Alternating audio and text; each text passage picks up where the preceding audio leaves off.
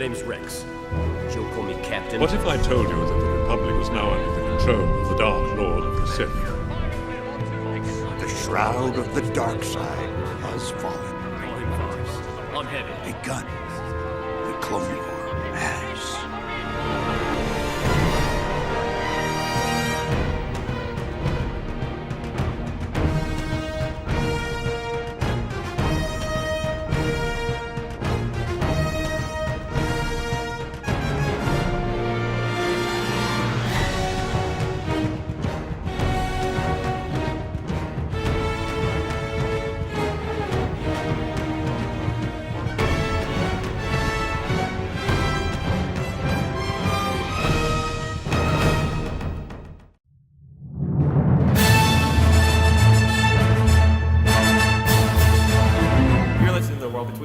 A Star Wars podcast where 4 Star Wars fans and film enthusiasts are marathoning all of Star Wars in chronological order, leading up to Episode 9 coming out next year. We're in the midst of the Clone Wars, reaching the ends of Season 3. If this is your first time joining us, this is the Citadel arc, a story where our heroes must break out a captured Jedi from an ancient Jedi prison. Pretty unconventional. Pretty unconventional is right, brother. Are we introducing ourselves? No. Still? Okay. They don't need to know. Good. They need to know we're starting things unconventionally. Okay. Just kidding. My name is Yates. My name is Jordan. My name is Keats. And we're going to be talking about Star Wars.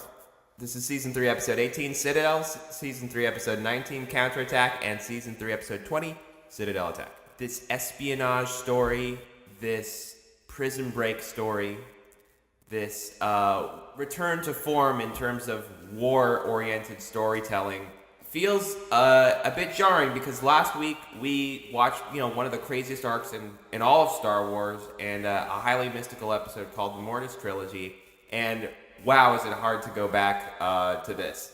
Yeah, it's Mortis is the fan favorite, and it's like halfway through the whole series, so it's kind of once you hit peak, it's hard to keep going.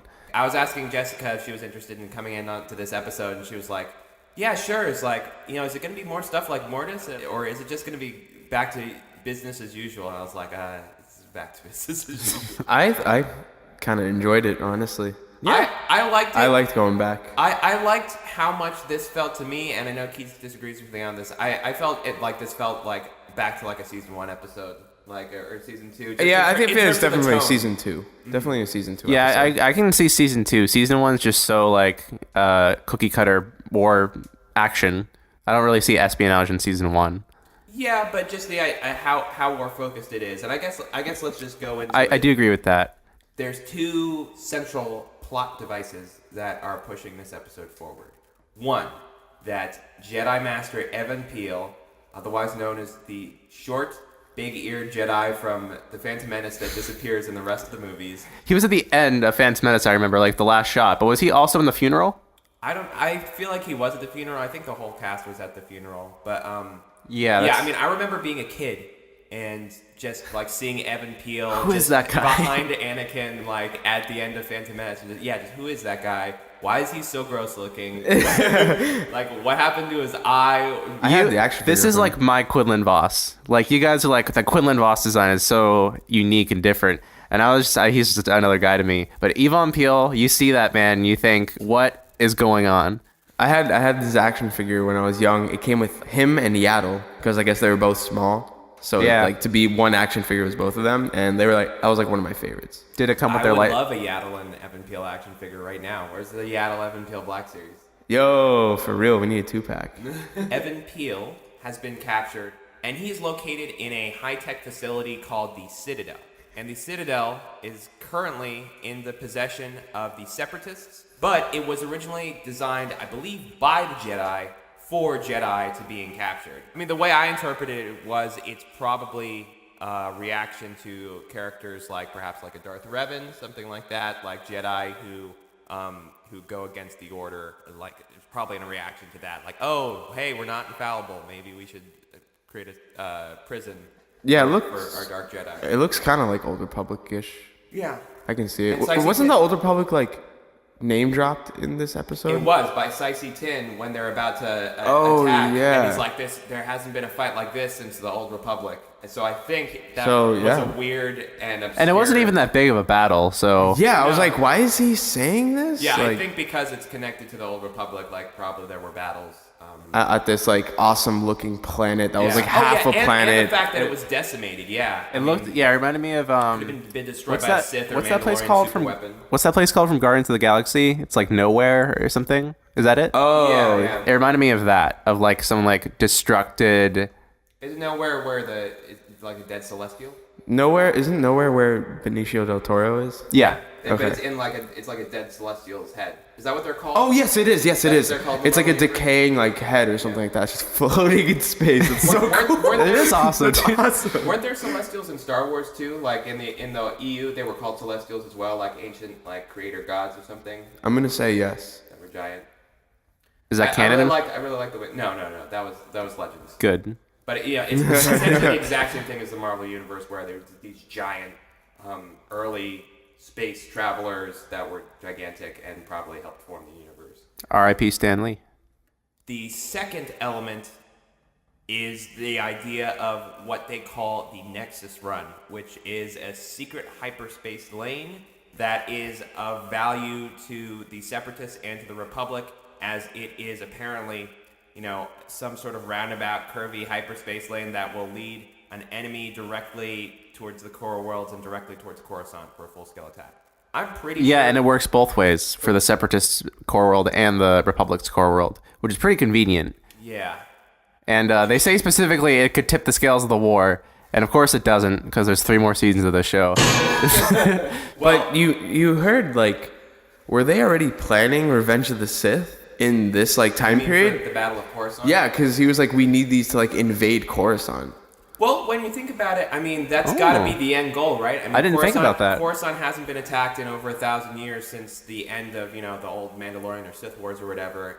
If you're leading up a resistance against the Republic, like that is the main, that's going to be your go-to. That's your end goal, is to take the capital, to kill the Chancellor or kidnap the Chancellor. I guess we're trying to stay away from meta stuff, but I feel like the writers didn't know what they were doing with the Nexus run. In regards to like what the hyperspace lanes even are? What it was. Like, I don't even think they like mentioned it in the first episode. It was just like what it was, like specifically. It was like, oh, even Piell has half of it and Tarkin has the other half. And then like the second episode when Colonel Yularen was doing his like narration, he was like, the Separatists are after the thing and the Republic are after the thing. And it's like, what are they trying to get? And then it's just like, Dooku's like, we need hyperspace. And I'm like, what? It was just like confusing, and I feel like they didn't know what they were doing. I mean, They've used this plot device before, though. Yes, it's definitely a rehash. I'm trying to remember what it was specifically. well, I mean, it's the movie. Isn't it? It's the movie. Yeah, the movie with like they need the hyperspace lane, so they help out Jabba. The hyperspace lanes, yeah, okay, so they control those hyperspace lanes, but I'm pretty sure they use it again at another point as well, where like they have someone knows like a secret hyperspace lane and they need to get it or something. It is interesting, but with like most of Star Wars, it's like sort of a very something of significance that is utilized every movie that seems to have very specific mechanical qualities that we are just not aware of as an audience. Like, And that what is a hyperspace lane? Why do some people own hyperspace lanes? How do some people not? How do they, for such an important hyperspace lane that goes directly to Coruscant, how does no one know about this, or how has this been hidden? My eyes. You didn't read The History of Hyperspace Lanes by Pablo Hidalgo? Yeah, it's Midpoint? It's very weak. God, Yates. Yeah, it seems Prepare for the podcast. I did. I feel like a lot of things in Star Wars, I think it's one of the things that was solidified with the West End games, like RPG source books, like that. Yeah, probably. Speaking of Pablo Hidalgo. Yeah, that first sort of solidified what Star Wars was mechanically, sort of the mechanical rules of Star Wars. I mean, it's by no means like it doesn't ruin the episodes or anything. No, because it's not even, it's hardly mentioned really at all. Yeah. It's 100% a plot device. It has no impact on the story. Yeah, exactly. That's why I'm mad at it. Yeah, but at the same time, a plot device can have impact on story. They just can't think cleverly enough to make a plot device that could. Yeah. But it by no means doesn't ruin the episodes. I really like this batch of episodes. This is the first time we see Echo and Fives in their new ARC uniforms. Yeah, that's true. Yeah. I mean, and that, again, is just sort of like, we're back to not back to basics, but Oh yeah, the last time we saw them was the season 3 premiere. yeah. And this is like almost the end of the season, so Yep. pretty far away from more stuff. Just a lot of personal tales. Yeah, I kind of missed them. I'm not gonna lie. I missed them a little bit too. Well, the last Clone episode was ARC Troopers, but the one before that was The Deserter, which again I loved. There's a lot of planning, a lot of sitting in a room, hollow map open, Jedi, stroking their beards and planning out their next move. There's a lot of that in these episodes. So Yoda, this is Obi-Wan. We need a pickup. Here is the exact coordinates for the place where we will pick you up at. Yeah, it's like so specific. Like, very plot heavy thriller type of stuff. like we can't stand 10 feet over here. We have to cross over the lava to go 10 feet. And I was like, are you serious? I see the entry point. You were right. The wind conditions are too strong for jetpacks. Yes, we'll have to do it the old-fashioned way, with ascension cables and a steel grip. I don't think so. What do you mean? Electro mines. There's nowhere to put a grappling hook at that height. And we hit one of those, the mission's over. They'll know we're here. I suppose that means we free climb it. One of the things that spirals this one episode into 3 episodes is that the Citadel is basically unescapable. Like, you can't leave the Citadel. No matter how hard they try, they come into new issues, tactical disadvantages because the Citadel has been so thoroughly planned out to keep people there. Yeah, they're like on plan like M by the time they like get saved. And the Citadel, people use the phrase a lot that the setting is sort of like a character. Because the Citadel kind of is like that, I think. Usually whenever that's implied, it's because of a lot of previous history. Yeah, there's a lot of previous history here, and in terms of an environment, it's probably the most hostile environment that any of our characters have had to navigate before. It's so harsh, in fact, that Anakin doesn't want Ahsoka to come on the mission. Very true, and like we said before, this episode is pretty plot heavy, but the big emotional arc over the 3-episode arc, I would say, is probably that Ahsoka's at a point, and we can trust her at this point, and especially after last week's episode, Ahsoka's at a point where she's like, I don't want to be on the sidelines anymore. I want to be there with you guys. I deserve to be on this mission. No, yeah, she made a really interesting point in that one part where she's speaking to Plo. What is it, little Soka? It's about the mission. Master Skywalker doesn't want me to go. That is his choice. I know, but I think he's being overly protective. He's picking and choosing which assignments I can be a part of. He is your master. Yes, but it's not for him to decide when and how I should put my life in danger. That should be my choice. Yeah, it's sort of like classic insular Anakin. I'll choose when you can risk your life, and then Ahsoka's like, because you really don't trust me at this point. I'm the father. This is my house. You live by my rules. Yeah. Well, but at the same time, it's like he's responsible for her. Like, yeah, you're right. Yeah, for once, Anakin's being a mature Jedi. Everything is so serious now. Like, what happened to them, like, counting, like, battle droid kills and, like versing each other, like, who kills the most battle droids? Yeah, for me, I felt like while it didn't probably acknowledge the events of Mortis in quite as meaningful a way as I would have liked, I did feel that the relationships between the characters and the whole identity of the show kind of pivots a bit after Mortis, and I feel like, especially in the character interactions between Anakin, Ahsoka, and Obi-Wan, perhaps Mortis did push them a bit forward in a way that's not overt. Yeah, they're definitely just like changed people. Yeah. At this point, I mean, I would too. That's a pretty intense scenario to go through. Ahsoka probably in the most obvious way. Yeah, she literally died and then came back to life. Yeah, I mean that's a huge No, yeah, they could have totally framed this. That's a big learning experience. Oh yeah, I would like to think so. I've never had one like that myself. But. No, yeah, that's what kind of bums me out is they could have like framed this arc for her as like some kind of post-traumatic stress. I mean, this kind of goes back to the episode of Assassin where I said this, but they could have framed this whole thing to be like a post-traumatic stress disorder for her of like she was dead and then she was brought back to life. Does she question her mortality, or anything like that. I would have loved that. Instead, they just like completely kind of ignore it, yeah, and they treat it like it never happened. I don't know. I didn't think that they really. That seems to be, and I guess it's not really too much going to spoiler territory. I think we talked about it a bit last week, but that's kind of how the show treats it as well. And the characters in universe are just like, Mortis, yeah, that was weird. I don't want to talk about that. Yeah. All things being said, yeah, I agree with you guys. I think it would have been better if it more touched on it directly. That being said, it did make sense after this last week's episode for us to be on the same page as Ahsoka. Is like, I'm ready to take on this next challenge. I can do this. Because we're like, yeah, you can. I agree with you to a certain extent. I just think that Mortis should be discussed every episode.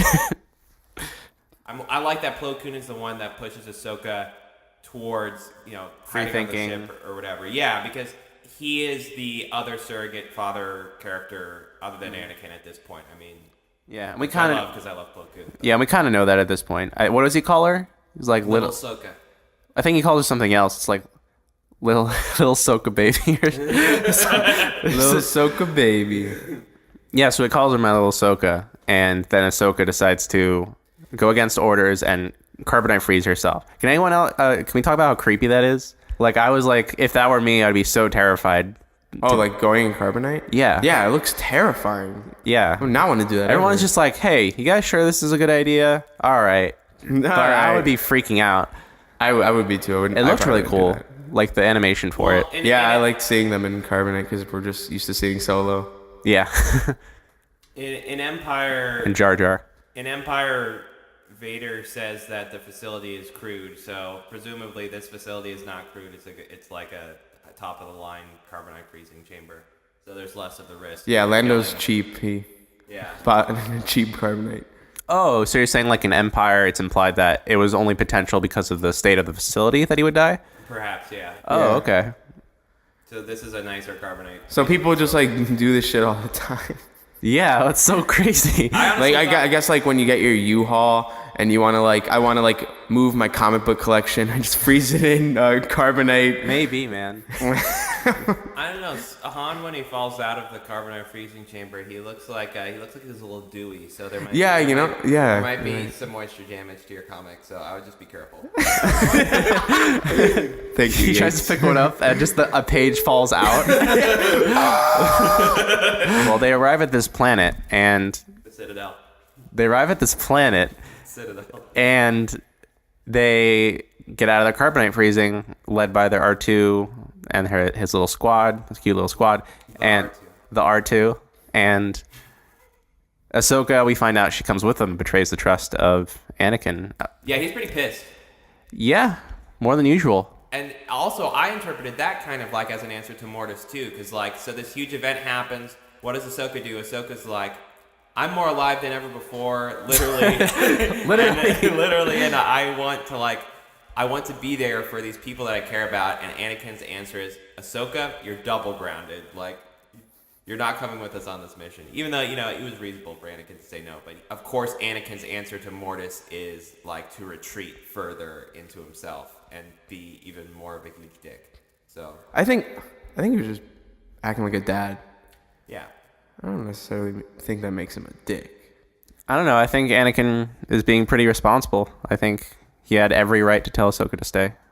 I'm glad that they didn't frame it around Ahsoka slowing the mission down, because that's kind of how they could have done it.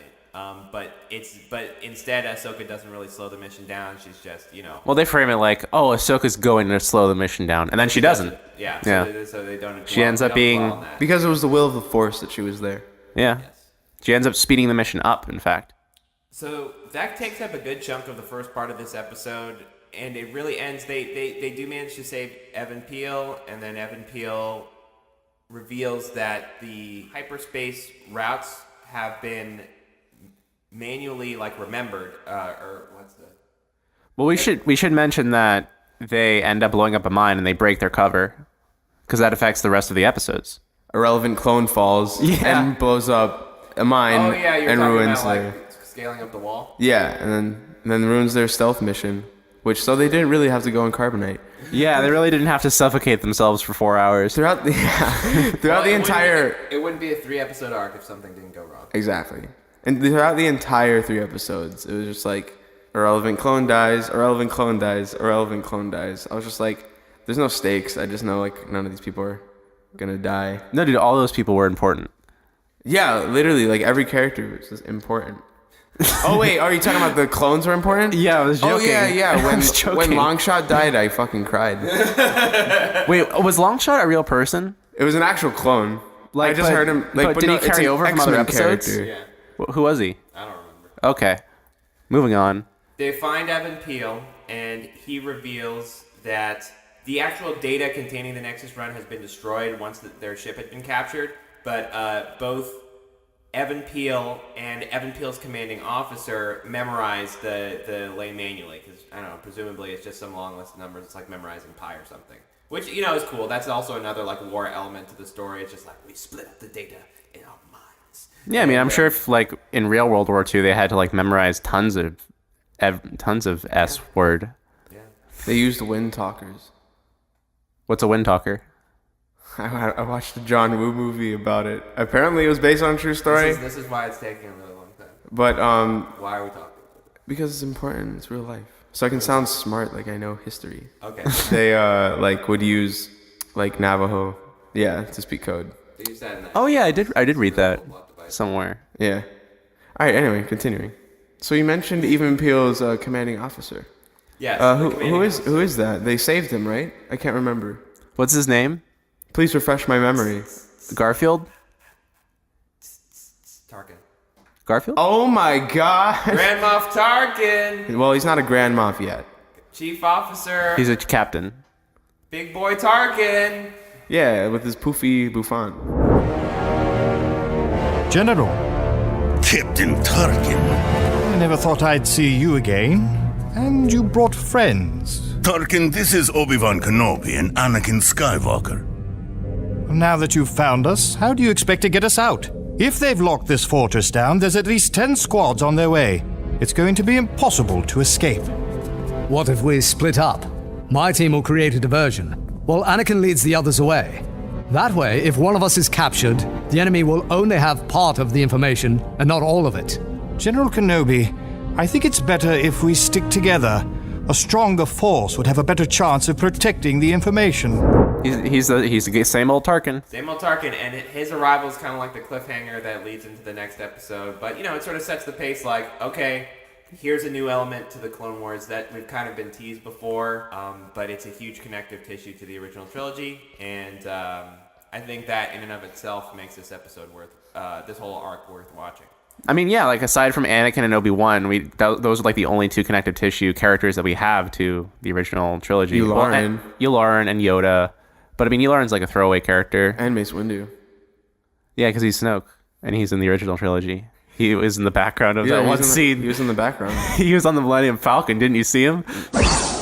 So in Counterattack, our heroes and our new hero, in disguise because he's not a hero, Tarkin, split up into 2 groups to try and make a run to get off the planet as quickly as possible. However, as we mentioned before, their cover is blown and they're being pursued by Alien Person. And Alien Person... I hate that guy, by the way. He's creepy. I hate him too. He genuinely creeped me out. I was watching this at like 3 in the morning. I thought he was just boring. He didn't really creep me out. He was boring and creepy for me. Okay. At least. That's a good balance. And I hated the way his eyes, like, he had like the chameleon, like... Oh, yeah. Like eyelashes or whatever. What are these things called? Eyelids. OC Sobek cuts them off and strands them on the Citadel planet. So this is a pretty straightforward action episode. However, it gives us a lot of insight into some of the character dynamics which we had mentioned before. Yeah, it's pretty like straightforward fight scenarios, but there's a lot of like walking and talking. Yes, and also like a lot of obstacles to overcome. Yeah. There's that one really brutal scene of the air ducts where that one trooper gets literally cut in half. Oh yeah. I loved that. That was cool. That's one of my favorite deaths in like the Clone Wars so far. Yeah, that was really cool. I can't. And then whoosh, I loved how like it was like shocking when the one closed. You expected to see him like get cut in half, but it was like just the one that would cover like the camera. Right. Which was genius. Most specifically, and probably what people want to know the most about is Anakin and Tarkin's relationship, which builds in this episode and in the following episode as well. Yeah, they start off a little rocky because Tarkin's kind of like a dick, and he's not very appreciative that they just saved his life because he was captured. Definitely sort of like a classic military man character that we as an audience can recognize pretty immediately. And I would say that makes him probably a little different than the character that we meet in A New Hope and in Rogue One. Because in that, he's more of just sort of like the aristocrat, and he's already, sitting on a pile of money and blood already, and he's cool where he's at. But here, he's just a sort of a straightforward military man, kind of a bit of an extreme personality, but like... Yeah, he's so extreme. If I was like on that team, I would just be rolling my eyes like Ahsoka. Like, this guy's so annoying. I don't want to be in the why is this guy here? Yeah. He's annoying, but at the same time, it also makes sense that a person like that would be like the person that would be at the level of a Jedi, where he'd be able to like memorize this probably impossible. Oh, 100%. Like, I bought it immediately. Like, the credibility of just like Evan Piell saying like me and Tarkin memorize this hyperspace lanes, probably like hundreds and hundreds of digits long. I was like, okay, yeah. They did but this. before they sent them off on their mission, they had like a pie contest to like who can memorize the most numbers gets a pizza party. Well, he was definitely the kid in high school who was like the class president and the valedictorian, and no one liked him. And he had a rolling backpack just full of math homework. That's so specific, but so true. Tarkin, get your fucking backpack out of the way. Just put it on your back like everyone else. I'm walking. No. E equals MC squared. Wow, yeah, confirmed canon. Tarkin had a rolling backpack in high school. I'm gonna get Sailor to draw that. Yes, please. Make sure it's in time for the episode this week. Okay, what's the speech bubble say? I'm a good boy. I'm a good boy.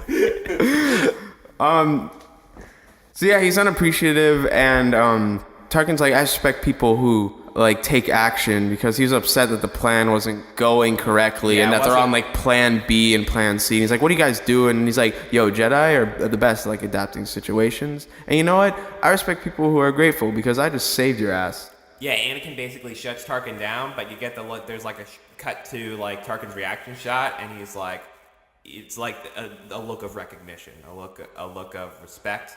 Which was interesting, like what's gonna grab this person's respect, and of course we know what their relationship looked like in the original trilogy.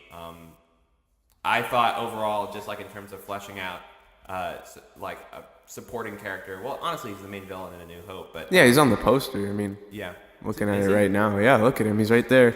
To be honest, this is really reminiscent towards the Thrawn Alliance's book. It starts the exact same way. They meet up and they don't get along because one of them is like outsmarting the other one. I actually thought about that book while I was watching it. Yeah, it's very similar dynamic. They're both laid back. I think that makes sense. Like just in this sort of extreme time, and it's only going to get more and more extreme to the point where the Emperor's fascist government is formed. That followers like Anakin, like Tarkin, like Thrawn, the real go-getters and the real strong-willed and determined among the Imperial ranks sort of come from very like individualistic backgrounds, I think, and have sort of their own sort of extremist views that sort of all conflict with each other. I like the idea, like you get all these villains in a room. It's the same idea with the Sith. Like, they all piss each other off. Yeah, you get the old Sith Empire in place, and it's like you get. Yeah, that's how it works in Thrawn Alliances. Is like he's annoyed with Thrawn because he's so smart. You get them all in the same room, and it's very toxic. But when you have like one central figure pushing everything forward to lead these people, it works because they're all so smart. And that is referenced really in this episode too, because there's a great moment where Anakin and Tarkin are talking about like what their ambitions are, and Tarkin's like, well, I have curried favor with the Chancellor, and so my political future is all secure. Oh yeah, that's the scene where they give each other the sexy eyes. Yeah. He's like, oh, you're friends with the Chancellor? Yeah, he's like, yeah, I'm pretty close to the Chancellor myself, no big deal. And then Tarkin's like, oh, really? Yeah, it's like... And then What are you doing tonight? That's when Tarkin's confirmed gay. Yeah. But before that, the really important exchange was when they both agreed on like the Jedi in the war. But even when they like agree, they're like disagreeing and like still arguing. Like I still got like that tension vibe between them. I think that's kind of like inherent in like, it's like someone talking shit about your family, but you know like the shit talking is right, but you're still like, come on, man, like I'm right the fuck here. Like don't talk about my family like that. Yeah, because any action that's necessary to win the war or win the battle within the war. That's a good question. Is they talk about that. What does that mean? What are they talking about? Like about killing people? Yeah, I assumed he was just talking about like killing people. Yeah, well, actually, now that you mention it, my first thought is the arc Dooku captured, where they have every right to seek revenge on the pirates for kidnapping them, and then they're like, you know what? No, we won't, because we're Jedi. And I bet if it were like a Tarkin in charge of that scenario, he would have just put them in jail or executed them, yeah, so that they never come into conflict with them again.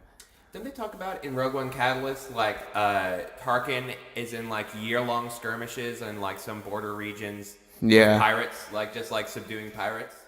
Yeah, he's somewhere far away, like... Yeah, it's some campaign with just like expanding Imperial territory, like, fighting pirates and... Is that part of his book?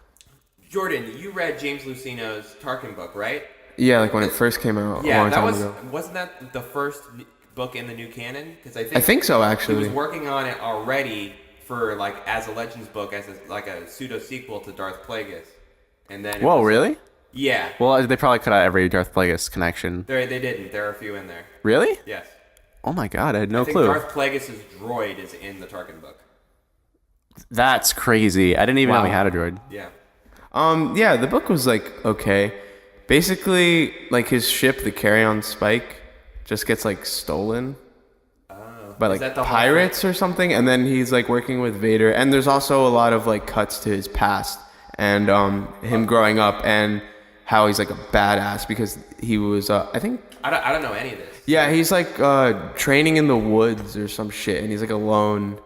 And he has to like fight beasts and like survive or something like that. That reminds me of the Darth Vader comic, the one-off where Tarkin is training Vader on like the jungle planet. That's exactly it. Yeah, when I read that comic, I was like, oh shit, this is like a nod to the book. And I was also thinking like during watching this episode, is it possible that it's a direct adaptation and they just refer to Vader as a monster? No, because it's when he's younger. Oh, okay. Like it's when Tarkin's young. Gotcha. And like not even like in the Republic yet. Yeah. Yeah, I mean, I thought it was an okay read. If you want to read it, go ahead. But yeah, I wouldn't really recommend it. No, yeah, I know you say that, and a lot of people online are like not very vocal about it. That's not like one of the first books they turn to when they think of like the best canon Star Wars books. Oh, 100%. Yeah. But yeah, I've always been curious about it just because I don't really know too much about Tarkin. I only know like him in his Galactic Empire era, but I don't know anything about young Tarkin. I've never even thought about it. Yeah, me either until that book. I mean, just because we see him when he's so old. Rest in peace. Yeah, that's true. Rest in peace, Grand Moff Tarkin. Not Peter Cushing. Nope. Well, Anakin and Tarkin are sort of courting each other the whole episode. Ahsoka does not like this dude at all. There's like one moment where she's like totally like old 1940s comedy movie. Like she jabs Anakin in like the side and goes like, "Who is this guy?" Yeah, she does do that. Is this the episode where she rolls her eyes like 4 times in a row? Yes. Why did Master Piell have to share half the intel with that guy? It's like he's not even grateful we rescued him. Captain Tarkin feels the Jedi should be relieved from the burden of leading the war effort. That's ridiculous.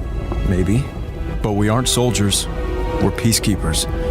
The Jedi Code often prevents us from going far enough to achieve victory. A rather simple point of view. Either way, he is a good captain.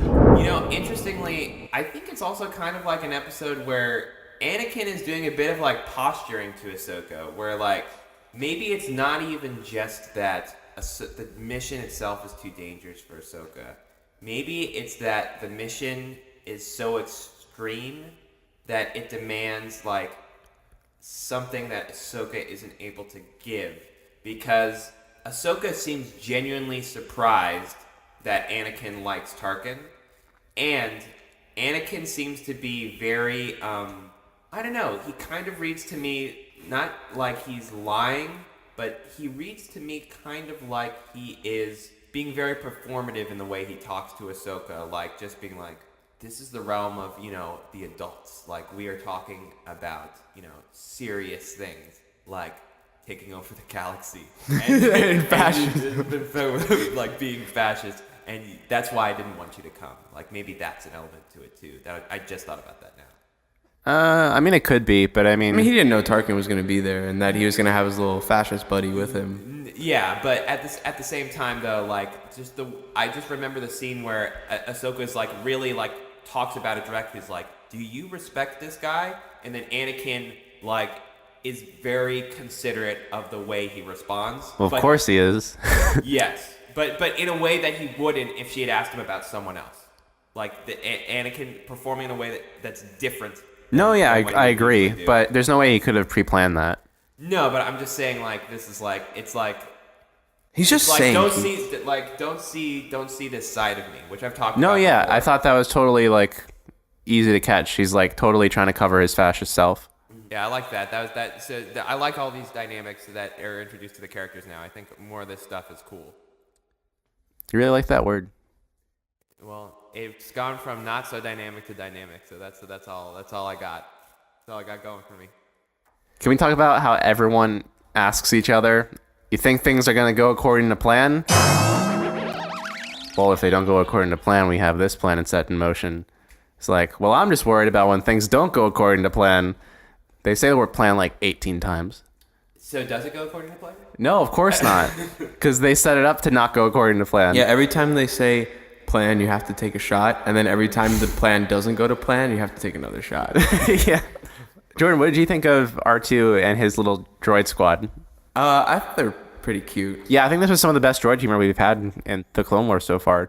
There were so many parts where they were just like so expressive and their voices like sounded so happy. Yeah, I don't know, just like... Yeah, they definitely were like, that reprogramming made them sound like more happier. Yeah, and even that moment in the first episode... Their leader just isn't General Grievous, who will just rip their heads off. That's true. R2-D2. Yeah. We'll just say fuck you. And also that moment in the first episode where one of the droids was like disrespecting Anakin for a second. He was like, excuse me, sir, our general has to come through, or something like that. Yeah. So cute. Cute. They love R2. Yeah, this is definitely like, battle droids don't get the time to shine, but they can be some of the cutest droids if you give them the chance. Adopt a battle droid today. I think they're cute when they're like friendly. On the side of the Republic. Yeah. And then, of course, in the third episode, they tragically get torn apart almost immediately. What did they say? They're like, all for one and one for all. The big part of their plan that ultimately doesn't end up working out is that they want to escape on the ship that they came in on, but it's being bombarded by turrets. In that moment, Echo, clone from Rookies and Domino Squad, just dies. I don't think he even had any dialogue in this episode. Maybe he did, but I wasn't paying attention. I mean, they all sound the same. Nothing notable. Probably wasn't even. I don't think he was mentioned by name until he died. Yeah, the thing he said in the show was, "We have to save the ship," and then he ran in front of a turret, and then he just explodes.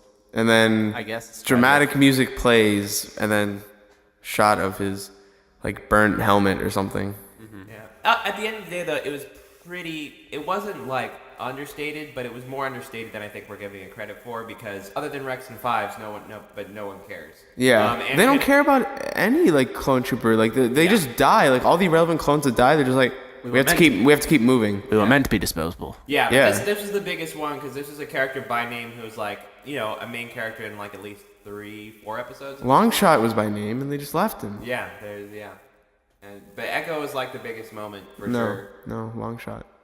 I don't know anything about Longshot. Well, that's your fault. You should have read Pablo Hidalgo's History of Longshot. A long shot story. I don't know. I didn't really care about Echo's death. I just think like I could have cared. So you think it's chalked up to poor execution? I was just like, mad at how he died. He died so stupidly. I was just as mad at that moment as I was like watching the ARC Troopers episode where like there's a 5's Echo and 99 were supposed to be the main characters, but I just didn't feel that way, and so all the emotional beats with them just didn't land for me. So the final part of this arc, Citadel attack, being chased for 25 minutes, and the pressure is on from Count Dooku for O.C. Sobek to produce results. Yes, it's true. And so he gets on his speeder, Yeah, lets out a bunch of wolves, and there's a bunch of shooting, fighting, and running. There's this hilarious. I laughed so hard at this, but I feel like no one else did. Where he like screams like "Squad!" This is personal, and then he rides off with his motorcycle. What are they called? With their stab things. Like it looked like a motorcycle gang with him and his droids. Yeah, he looked funny on it. So like we said, there's a lot of chasing, a lot of fighting. Nothing to really talk about in that regard. That's spectacularly different from the rest of Clone Wars. But the whole point of this episode was the Nexus run, the hyperspace route. And eventually Evan Piell is killed by a crab droid, I think. Oh, no. He's killed by a hyenobas. Then when he's facing the other way, the hyena eats him. Hyenobas. Can I rant? I'm not going to call Star Killer Base. It's the Death Star, and I'm not going to call hyenovas. They're hyenas. Okay, that's fair if you want to look at it that way. Can I rant about Evan Piell's death? It made me so upset. I liked the brutal way he died of the hyena Noba boo boo like slamming him around and how brutal it was, but I hate how he died because he was just hopping around. That shit annoys me so much. He just kept hopping around the crab droid. Dude, you could have sliced it so easily, and he just kept jumping around so he can get on top of it and cut it. If you watch it, he could have chopped off its legs. I know exactly what you're saying. And because of that, that's how the hyena got him. Why the fuck are you hopping around like the Easter Bunny? You can just slice off the crab droids and be done with it in 2 seconds. That pissed me off so much, dude. I'm sorry, Jordan. That's I know fine. Your favorite Evan Piell died this episode, and we'll have a candlelit vigil for him in memory. Good. He could have been realistically, we are never going to see Evan Piell in canon material ever again. Yeah, I'm okay with that. Yeah, me too. Bye, Evan Piell. My gripe with it was when he was on death's door and he was like, Ahsoka, I need to give you the information for the mission. And then Ahsoka's like, I'm not supposed to be on the mission. I had this problem with Anakin before. The information. I need you to deliver it back to the council. I should find Anakin or Obi-Wan. They need to hear this. No. You must listen. But I wasn't assigned to the team. I lied just so I could be a part of the mission.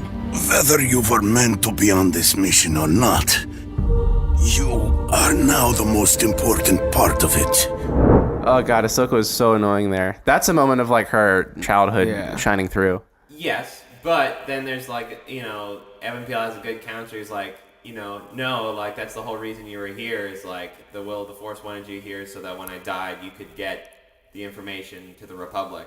And then that clears her head pretty immediately, and she's just yes, okay. And I guess it's part of Jedi training, the ability to memorize ridiculously long numbers. Might be. Yeah, I guess because she does it. Yeah, I guess pretty easily. Yeah. I wonder how long it took for him to say all the numbers. Maybe it's not even that many numbers. Maybe she could have Maybe she could have just gotten help for how long it took to memorize the numbers. It's like Spaceballs. It's what's the combination? It's 1, 2, 3, 4, 5. She has so she gets the Nexus Run coordinates from Evan Piell, but that's not the last thing that she does to assist in the mission. O.C. Sobek leads an attack on all the characters, and he actually has Tarkin, and he's ready to kill him and say the Republic is not getting these codes, and Ahsoka is the one that kills O.C. Sobek. Pretty straight Boo. up. Yeah. He was gonna kill Tarkin. Yeah, and Tarkin's in episode 4, so he can't die. Yeah, that's right. I fucking hated it. So yeah, why? I didn't really. I'm curious why they did that this episode of all things. It would make so much sense if it was someone she had an emotional attachment to, but it's Tarkin. It's someone she didn't care. She didn't like him throughout the entirety of the episode. But think about it in the perspective of she has the information now. She made this a promise. Yeah, it's been talking about that. Promise with Mortis's. She made a promise to Evan Piell to get this information. So it's if she just lets Tarkin die, I mean, she's like failing Avon Piell, the person that. I just don't want her heart to be corrupted because now she's like she's a war child. It's gonna get corrupted no matter what. I know this, Keats, but I don't want it to happen because she was doomed at birth. I mean, you remember my rant in one of the past episodes about how it was normal to see Anakin like kill Geonosians, but like we didn't see like Ahsoka kill any Geonosians. She was only like destroying battle droids, and I was like, I can't imagine her like killing organics. Episode 13 of the World Between Worlds podcast. I remember very well. Wow. Okay. I mean, the decision seems so deliberate, but it just, I don't know, it just reads wrong to me. And I really thought that after Mortis, there would be sort of a shift in her character, since the daughter is inside of her. I mean, maybe because she was like infected with the dark side. True. So maybe that's still like lingering. I mean, I think it's all built on this promise that she made to Avon Piell, where if she doesn't do what's necessary to deliver this information, she's letting down not only the entire mission, but the entire promise that she made to this person. If you're thinking about it technically, she would still be able to deliver her promise. But only half of the information. But her promise was only her information. So that is true. And ultimately, the Separatists did not gain control of the hyperspace. Yeah, it would still be like a win because the Separatists wouldn't get it. It would be a stalemate. Yeah, sure. Well, no, I mean, the Republic would still have half of the information. That's true. I wonder what they'd even do with that. They'd try to figure it out. Yeah. I guess it wouldn't be a total lose. I guess you're right, but I think it just came down to her emotional reaction to the situation that she was put in. Yeah, I mean, for me, I'm with Jordan. Like, I don't want to see Ahsoka killing people. Even though like I hated O.C. Bobek or whatever his name is, but he also just didn't feel like an appropriate. Like, okay, like if like Ahsoka was given the option to kill Count Dooku or something, I'd be like, okay, like this seems more significant. But O.C. Sobek was like a nothing villain who was fighting another villain who Ahsoka didn't like anyway. So it was just like, for me, it was like. You know what this reminds me of? It reminds me of the episode in the Mandalore arc where that guy's holding the Duchess Satine hostage, and Obi-Wan has to either betray his ideals or let her die. Come on, then. Who will strike first and brand themselves a cold-blooded killer?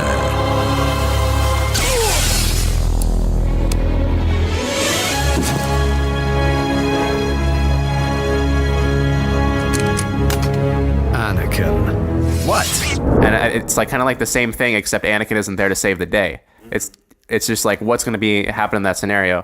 And this is like the scenario of like Obi-Wan betraying his ideals. Exactly. And like, but it was like with a character he cared about. Like, let's say like Barriss was about to be like murdered by Ventress, and then Ahsoka could kill Ventress.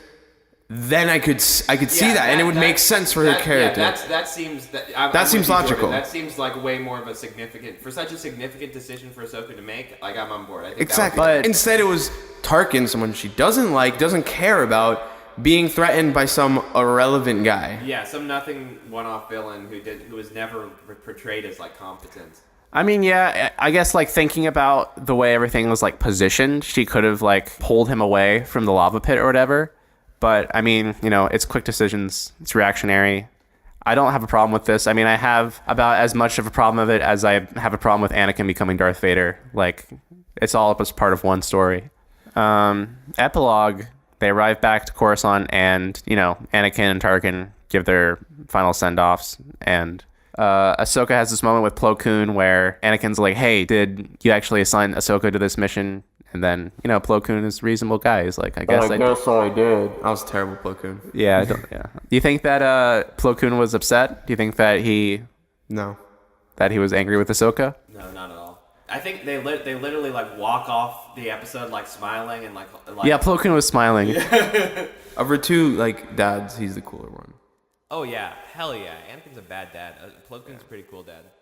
No, Ahsoka and Tarkin have their information, and they say, specifically, Ahsoka says, I was instructed only to give this to the Jedi Council. Tarkin says, I was instructed only to give this to the Chancellor. And so they say, or actually Yoda says, I will speak with the Chancellor to see what is the best option. And Yoda turns around and hilariously walks so slow, and they cut the camera right before anyone is able to outwalk him. You know what they need to introduce is Yoda's like floating disc from Attack of the Clones. Why does he use that all the time? He should just like get rid of that cane, dude. Stay fit, I must. Yeah, I guess so. That's a good point. So does so old. Yoda's Yeah. so old. I like that little conflict of like, who are we going to give the information to? Who are we reporting to? That's something that's important in Revenge of the Sith. And I think definitely in the future of Clone Wars as well. But I also like the idea of like, what do we do with this information? And who's getting to look at the information? Because now we know that we've known already with the introduction of Admiral Yularen and stuff, that there are more than just the clones. There are already these people that are going to be groomed to be Imperials. Yeah. And Tarkin is clearly like the clearest example of that. We know there are characters like Tarkin that would prefer to have this information over the Jedi. Well, I mean, you got your clones, and then you also have like everyday civilians on Coruscant, and some of them have to like enroll. Well, also in this timeline, Director Krennic from Rogue One is also already working with the Republic on weapons projects and stuff. So The work has stalled. I need you to come back. I won't do it, Krennic. We were on the verge of greatness. We were this close to providing peace, security for the galaxy. You're confusing peace with terror. Well, you have to start somewhere. So like Obi-Wan isn't too fond of Anakin's new friend. Oh yeah. He like doesn't really like Tarkin. Well, I liked in A New Hope that like Tarkin's like, Obi-Wan Kenobi, that guy, he's alive. Like it's like, oh God, I hate that guy. Like, Yeah. He doesn't shake Obi-Wan's hand. He only shakes Anakin's, and he doesn't even like say, "Oh, like you're a great Jedi. I think you're saving me." He's like, "I respect you because we have like the same like military ideals." And I was like, "Oh no." And Obi-Wan was like, "Oh no." Yeah. No, I really liked and I feel like that's gonna be the new catch-all phrase for Anakin. It's just like Tarkin believes in me. Why don't you believe me, Obi-Wan? Tarkin believes in me. No, I was gonna say Anakin, like he's talking up Tarkin to Obi-Wan, and Obi-Wan's like, it seems like you have a very simple idea, Anakin. Oh yeah. The father says the same thing to Anakin before, and I'm sure other people have said it to Anakin throughout the show so far. It's just like Anakin, like you're just way simple-minded. things. Yeah, I mean, like in that one episode where he's like, "Separatists are bad, Republic good." That's all you need to know, Ahsoka. And then Padme's like, "Why am I in a relationship with this man?" Yeah. Only Sith deals in absolutes. Overall, I thought this arc was pretty dang good. It's not as good as Morris, obviously, but it's a pretty good sequel to it. I think it makes the rewatch list if I was to watch these again. I think so. Just because of Tarkin and his introduction, and he'll show up again in the Clone Wars, and I think it's important to get an understanding of that. It really helps to solidify some of the character dynamics, I think, in a good way. So Sure. rewatch. That and also on top of that, just the whole idea of a prison for Jedi is fascinating to me, because we don't really see that or think about that too much, but that's a very real option. I definitely probably like some of the other war episodes more so than this. I think I like this more than all of the Jedi. The Ryloth arc, Geonosis arc, I definitely like both of those more than this. I think I like this more than those. Yeah, I mean, there wasn't too much going on. It's not as heavy as the couple last episodes that we had, but it was just fun. And yeah, I'm interested in the Jedi Citadel thing as well. I'd like to see that story. It reminds me of Ghost Prison. Ghost Prison, yeah, the Dark Horse. Yes, yeah, I have the issues. I've been wanting to reread it. Don't you have like the whole trade? I have the trade and I have the single issues because it was like my favorite thing back in the day. Yeah, I remember you showed it to me. Yeah, I remember when we was first started hanging out. I was like, gotta read this. It's like my favorite Star Wars story. I remember I was like, this was so good. Yeah, I need to reread it. Excited for Chewbacca's return? Yeah, I'm way more excited for next week's episode. Next week's only 2 episodes. Woo! Thank God! Mom, look at all the money we made. Oh, it's so wonderful, kids.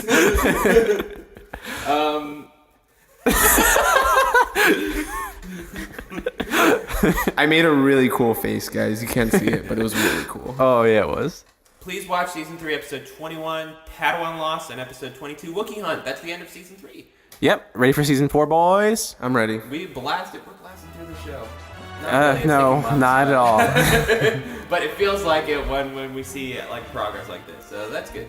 I'm happy. I'm Yates. I'm Jordan.